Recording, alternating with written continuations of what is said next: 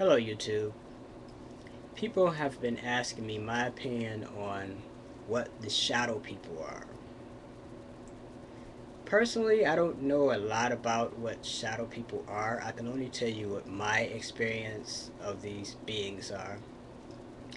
Apparently, shadow people appear at people's bedsides a lot of times, and a lot of times people are asleep and they wake up, and all of a sudden there's this shadowy figure standing, beside them with some type of sinister look on his face, or whatever. And people who usually see him say, "Hey, these beings are up to no good or whatever." I can just tell by the look in this being's eyes that he his agenda is not for my well-being. Other people say that even if they're out in public or whatever, a lot of times they'll be followed by some shadowy figure, and a lot of times what happens, from what I've read, is they appear out the corner of your eye. So you'll be sitting down and reading a paper or something, and all of a sudden you'll catch something out of the corner of your eye, and it will like disappear, and this and that and the other. Personally, I haven't had those type of experiences, but I did have one, and I don't know if this was a shadow person or what. But apparently, a lot of other people have had similar experiences to what I had, and the people that I know that had an experience with these type of beings, it was not necessarily a negative one, and it was not a negative one in my experience. I remember years ago, and it was, and just a little tidbit here. It was right around the time of the harmonic convergence that happened probably a little over 10 years ago, when supposedly the planets aligned in some weird configuration, and all this and that and other is supposed to happen, and yada yada yada. Anyway, it was around that time, and I remember waking up from a dream. The interesting thing about waking up is I didn't wake up inside my body. I woke up across the room, and across the room was this being, and the being must have been about 6 or 7 feet tall, and it looked like it had a hood on its head, and it was talking to me. And the interesting thing I remember about this being is when it was talking to me, its voice was like echoing, and it placed its hand on top of my head and started saying these words in another language. And I remember thinking, hey, I'm supposed to be, scared out of my wits, but I wasn't. I actually remember laughing when this was happening because I couldn't believe it was happening. And at that time, I was into the occult, but not as deep as I am now. And that experience, even though I've had, other experiences later on that are very similar or even more powerful than that experience, that the experience that I had with this being did sort of stick out. So as this being was talking to me, saying all these words in another language, I just stood there and just listened to him, and was sort of laughing because I couldn't believe this was happening. Years ago, I mean, not years ago, but later on, as I got more involved within the craft, and within the occult, I started asking people about the experience I've had.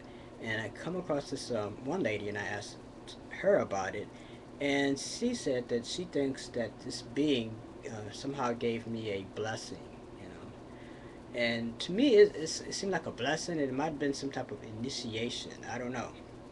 But for whatever it's worth, hey, I can say that I am glad I had the experience. It was nothing that scared me or anything like that. There have been other people who have similar experiences. Sometimes the being is it's not just one being. It could be two or three of these beings. So hey, like I said, for me personally, probably because I do a lot of work with spirits. So these, if I come across a being like this, I don't necessarily, shit my pants and run home to mommy, you know. Now, for those of you interested, there are different methods on how to communicate with spirits. Some people use the Ouija board, which I know a lot of people have negative, connotations with the Ouija board. I personally don't use it, but I don't have a problem with it. I don't see where it could necessarily be a negative thing. I think what happens a lot of times is you get a lot of teenagers that pick up a Ouija board and they're expecting to raise either some, ancient, demon or, contact the dead, slain little child of, whoever, and basically they get what they ask for, But for me, the people I know that use the board, they don't have any negative, experiences. A lot of them don't. Some of them do, some of them don't. I think what it is what energy you bring to the board. If you're expecting to see something, big, nasty, and spooky, then hey, you might see something big, nasty, and spooky. Now, have I ever had any negative experiences from spirits? Otherworldly beings, whatever you want to call them. I had, a couple, but it's basically like this. The way I look at it is, if someone comes into my house and they are disruptive and they don't know how to behave, I ask them to leave. And if they don't leave, then hey, you got a fight on your hands, basically. And I can remember on two occasions. One occasion, a spirit actually tried to enter into my body. Big mistake. Of course, it did not achieve this. I, just forced the being out and told it to leave. And that's where I feel that any responsible magician should look at this. If something comes into your room and something attacks you, you attack back.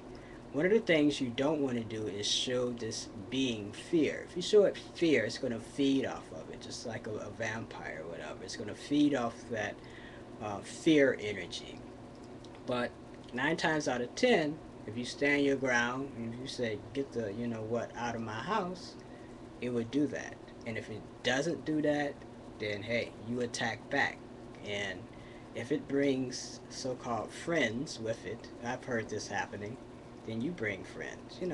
And you can look at it as a learning experience. That's me personally. I know a lot of times, when people have these type of experiences, it scares the crap out of them. But me, it's something that's natural. I don't necessarily have see it as always being a negative thing. As I said before, there's only if you talk to the spirits on a regular basis, 9 times out of 10 you would not have an experience like this. So usually, from my experience, the people who do have negative experiences with spirits and this and that and other are people who basically don't know what they're doing and don't know how to get rid of them if they enter your home or whereabouts or whatever. So anyway, to make a long story short, um, my experience with this so-called shadow people or whatever, it was not a negative one, it was a positive one. So hey, for me, the shadow people, they rule. That's my opinion. Thank you.